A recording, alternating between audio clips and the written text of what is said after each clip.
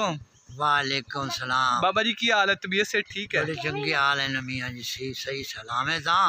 भाई ये थोड़े बड़े आखना में है बाबा मर सुना केड़ा दुख पे देना मेरे हाथ दिया करया। अच्छा जदों दा मैं पाया हुक्म कोई नहीं चढ़िया। अच्छा खट्टी उमरां दी खादी दूध पटड़े धरिया कान ढोल न विद्या कलमा नबी दा भरिया। सुभान अल्लाह।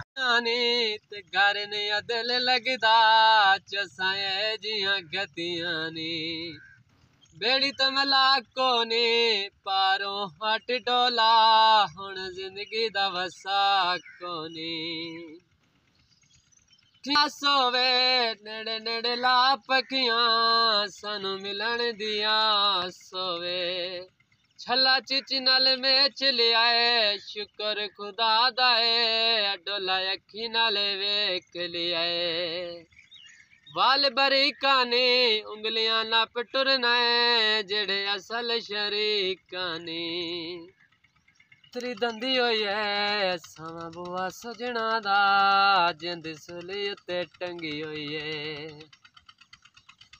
पानी लाई रखिया है ते उन्हां तेनों लुट लेना है जिन्ना सीने उत्ते भाई रखिया है गोश्त बटेरे दा ते मुल नहीं दे सकदा है साडे हिक हिक फेरे दा पूत दियां ते घर घर गल्लां हलियां मेरे सैफल मलोक दियां। क्या बात है भैया लक तेरा पतला जिया बुत चुमन दे लैक दिए। क्या बात है चाह दियां पतियां ने जदन दा पार गए रातां ढेर ते गतियां ने।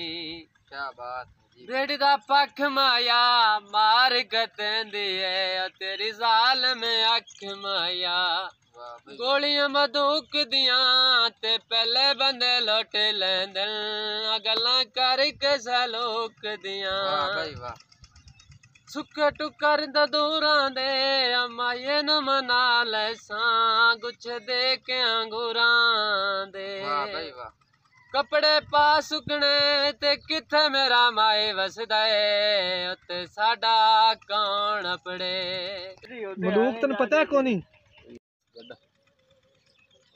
पक्की वास दे नाल जे प्यार होवे ते पक्की वास दवावना पैंदा जे पक्की वास जे पखियां पट जावन ते उन्हां दे मगर भी जावना पैंदा केड़ी लोड़ है मियां खान सदवावन दी पक्की वास दवावना पैंदा उन्दा बाजारू लै चकियां ते अल्लाह पक्की वास करी साडे वतन ते ला पक्की। बिस्मिल्लाहिर्रहमानिर्रहीम अस्सलाम वालेकुम। तुसी मेरा YouTube channel Chaudhry Mohsin vlog देखते पे ते अज मैं आया सी अपने दोस्त कोल ते उन्हें मैनू काफ़ी सारे दोड़े सुनाए मैनू बड़ा अच्छा लग्या ते मेरे चैनल को सबसक्राइब करो तो लाइक करो ताकि हर नई आने वाली वीडियो का नोटिफिकेशन तुहाडे तक पहुँच सके।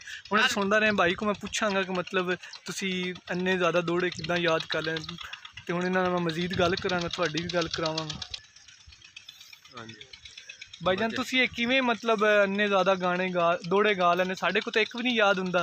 ਅਸੀਂ ਮੱਝਾਂ ਗਾਂਦੇ ਮੱਝਾਂ ਚਰਾਉਂਦੇ ਸੀ ਤੇ ਉਹਦੇ ਨਾਲ ਜਿਹੜਾ ਹੈਗਾ ਤੇ ਉਹ ਨਾਲ ਆਦਾ ਦਿਲ ਲਾਲੇ ਚਲਾ ਤੇ ਬਸ ਉੱਤੇ ਯਾਦ ਕਰਕੇ ਵੀ ਆਦਾ ਗਾਂਦੇ ਫਿਰ ਤੇ ਕੋਈ ਸੁਣਦੇ ਸੀ ਕਿ ਵੈਸੇ ਹੀ ਤੁਹਾਨੂੰ ਯਾਦ ਹੋ ਜਾਂਦਾ ਵੀ ਹੁੰਦੇ ਸੁਣ ਕੇ ਯਾਦ ਕਰੀ ਲੈਂਦੇ ਤੇ ਮਾਸ਼ਾਅੱਲਾ ਤੁਸੀਂ मतलब भाई ने बहुत अच्छे दोड़े सुनाए मैनू तो मैनू बड़ा अच्छा लग्या। मैं ऐसे असी हुण ना खेतों के विच ही बैठ के मैनू पता चलिया कि वो तिड़ वगैरह इकट्ठे करते पे क्योंकि बारिश हुंदी पई सी ना तो इस करके बारिश वगैरह की वजह ना तिल तुल इकट्ठे करता सी बाई तो मैं इत्थे तिलों दे विच आया ये कोल दे पिछे कि चलो मैं ये दोड़े शोड़े सुना मैनू बड़ा अच्छा लग्या। मैं क्या चलो नाले थोड़ा जिहा अज जुमे का दिन सी ते थोड़ी सैर वैर हो जाएगी ये नाल दोस्त भी फिर रहे थे मैनू बड़ा ज़्यादा मज़ा आया। अगर तुहानू मेरी वीडियो अच्छी लगे तो लाइक कर दो। मौसम व्लॉग गुज्जर साहब ये चैनल लाइक करे सबसक्राइब करे हर आने वाली वीडियो तुहाडे तक पहुँचे और अगे नू शेयर करे।